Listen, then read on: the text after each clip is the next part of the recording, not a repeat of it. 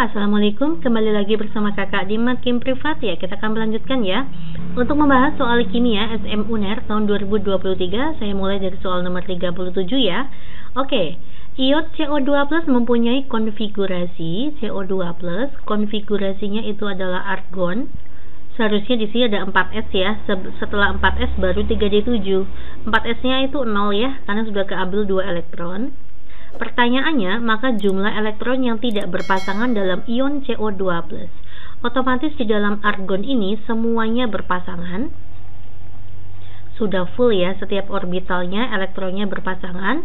Maka untuk mengecek yang tidak berpasangan, kita bisa menggunakan elektron valensinya di 3d7.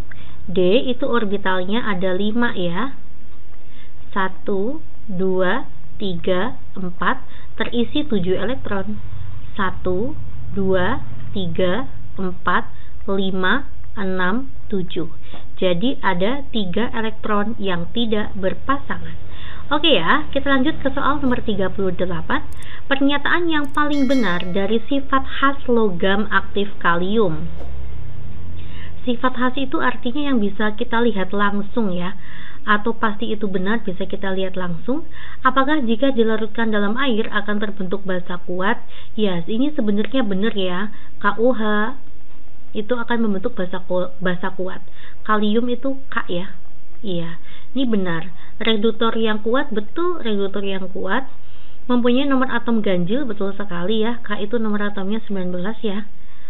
Bila dibakar menghasilkan warna ungu. Nah, ini kita bisa lihat nih dengan mata kepala nih, maka sifatnya khas banget.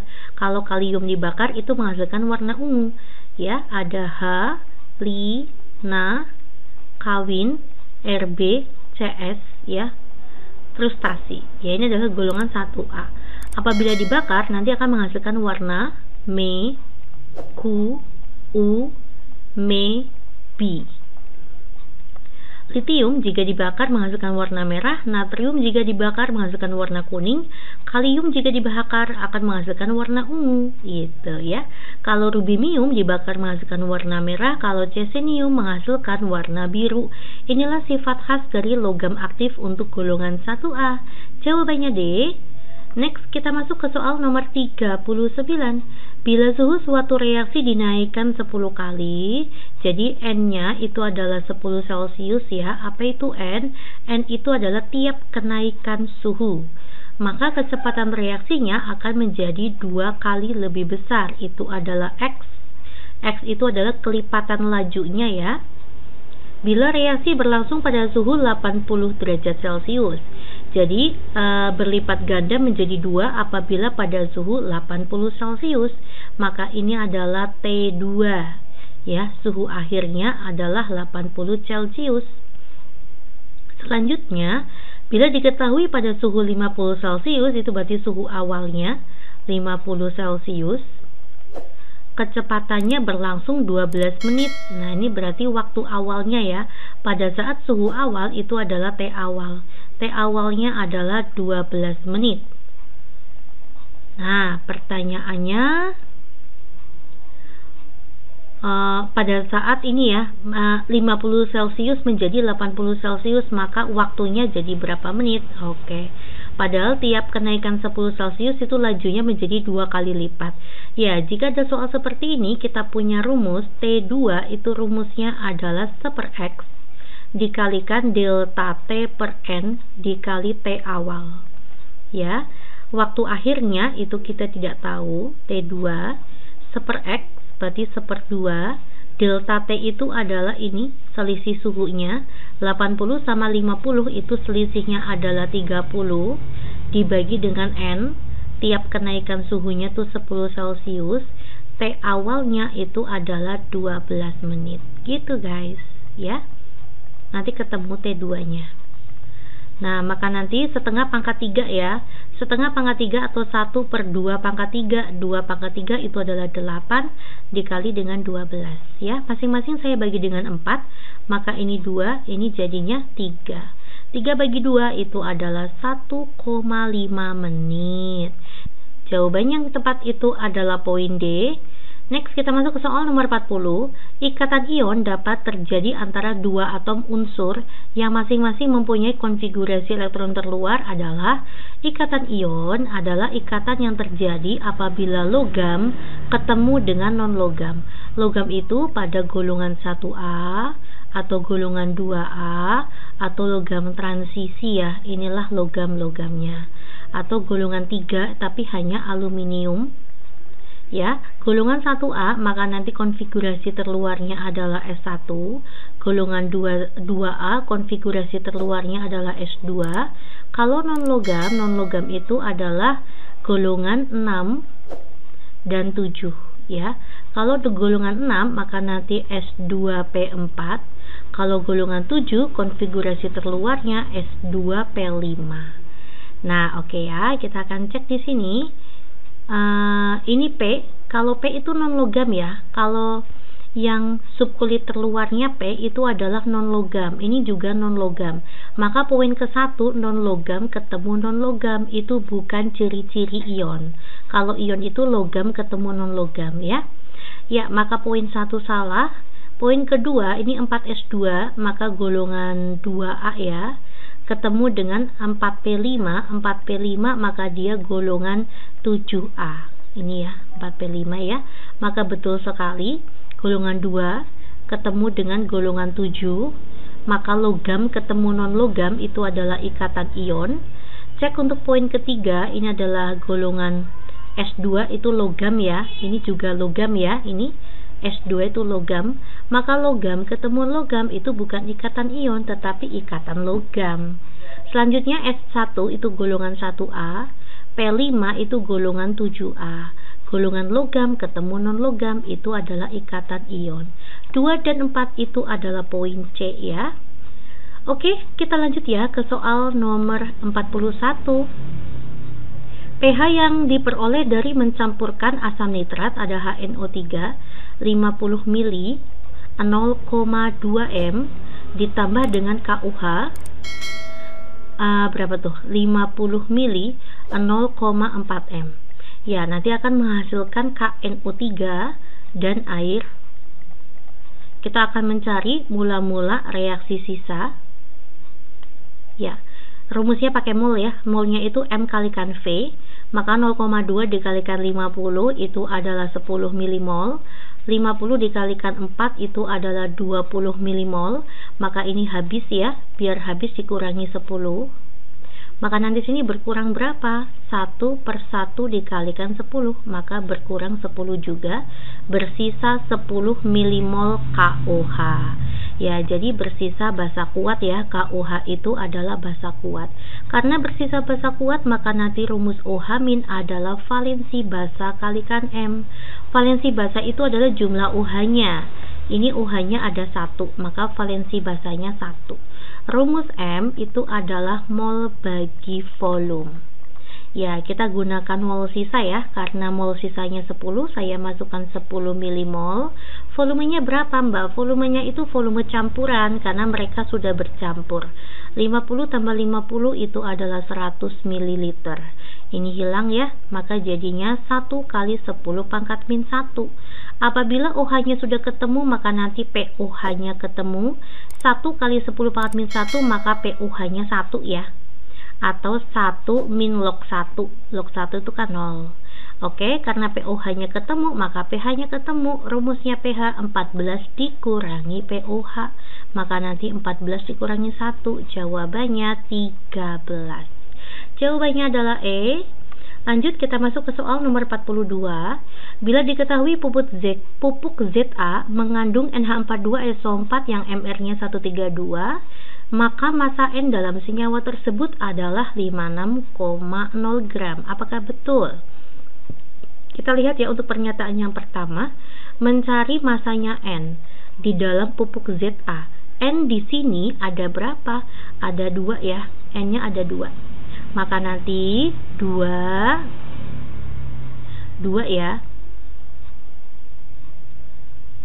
2 dikali dengan AR-nya N dibagi dengan MR-nya pupuk ya, NH42SO4 dikali dengan masanya NH42SO4.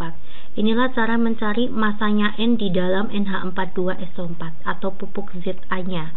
Maka 2, airnya Na itu adalah N adalah 14 ya, bukan Na, tetapi N itu adalah 14 dibagi dengan MR-nya 132 dikali dengan masanya pupuk ZA 264 gram. Oke, 264 saya bagi dengan 132 itu kan 2 ya. Maka nanti 2 dikalikan 2 itu 4. 4 dikali dengan 14 berapa D? 4 kalikan 4 16 1 5 56 gram. Berarti betul ya. Maka pernyataan atas adalah pernyataan yang benar. Sebab kita lihat pernyataan yang bawah, pupuk ZA merupakan pupuk nitrogen. Betul sekali karena mengandung pupuk nitrogen. Ada nitrogen di situ. Pernyataan kedua itu adalah pernyataan yang benar, tetapi nggak nyambung ya Dek ya. Yang di atas itu menjelaskan tentang kandungan nitrogen dalam pupuk ZA, yang di bawah menjelaskan pupuk ZA itu apa sih, kayak gitu. Jadi benar-benar tidak berhubungan, itu jawabannya adalah B. Untuk jawaban poin A itu apabila pernyataan atas benar, pernyataan bawah benar, tetapi pernyataan atas dan bawah itu berhubungan. Untuk jawaban B, benar, pernyataan bawah juga benar, tapi atas dan bawah tidak berhubungan. Tidak nyambung gitu ya, tapi kedua pernyataan itu benar. Untuk poin C itu adalah pernyataan atas benar, pernyataan bawah itu salah. Poin D itu adalah salah benar. Sedangkan poin E, pernyataan yang atas salah, pernyataan yang bawah itu juga salah. Ya, oke, jawabannya adalah B. Lanjut kita masuk ke soal nomor 43. Diketahui konfigurasi elektron sebagai berikut, pasangan yang merupakan unsur dalam satu golongan. Kalau di dalam satu golongan, adik carilah yang elektron valensinya sama. Ya, mana yang elektron valensinya sama? Kita lihat ya. Ini adalah blok P. Kalau terluarnya P, pasti adik jumlah dengan yang S. Nanti tinggal 2 ditambah 5. Oh, berarti dia adalah golongan 7A. Begitu. Kalau terluarnya S, jangan dijumlah dengan P. Kalau terluarnya S itu dikatakan blok S. Kalau blok S ya udah S-nya aja, maka dia golongan 1A. Kalau ini yang atas namanya blok P, berarti dijumlah dengan S di belakangnya. Ini blok P nih, kita belajar ya. Dia adalah blok P, maka kita tambahkan dengan S di sini, 3 tambah 2 itu 5. Nah ini ada S sama D, itu namanya blok D. Itu berarti transisi. 2 ditambah 10 adalah 12. 12 itu masuknya adalah 2B. Kita masukkan di sini 2B. Next, ini adalah blok P, maka dijumlah ya, 5 tambah 2 itu 7. Nah, gitu guys. Oke, berarti yang sama adalah P dan T. Masing-masing berada di golongan 7A. Jawaban yang tepat itu adalah poin E. Next, kita masuk ke soal nomor 44. Jika 52 gram C2H2 ya, itu adalah etuna, 52 ya, sorry. Oh, saya hapus saja.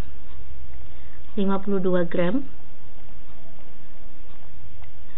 MR-nya 26 dibakar secara sempurna sesuai dengan persamaan berikut, tentukan kalornya. Ya, kita masuk ke termokimia ya. Delta H standar itu rumusnya adalah K per mol.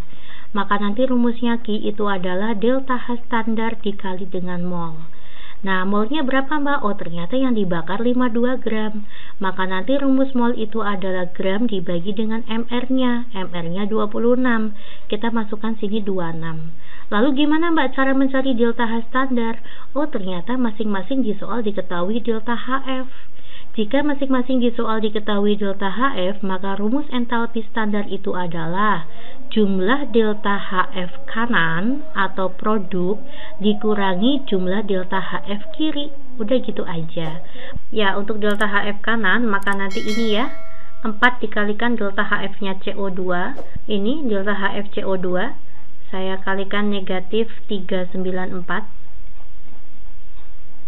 Ditambah dengan ini 2 kali delta HF-nya H2O, negatif 242, dikurangi dengan delta HF kiri. Kiri itu yang reaktan ya. Reaktan itu yang kiri, untuk produk itu yang kanan.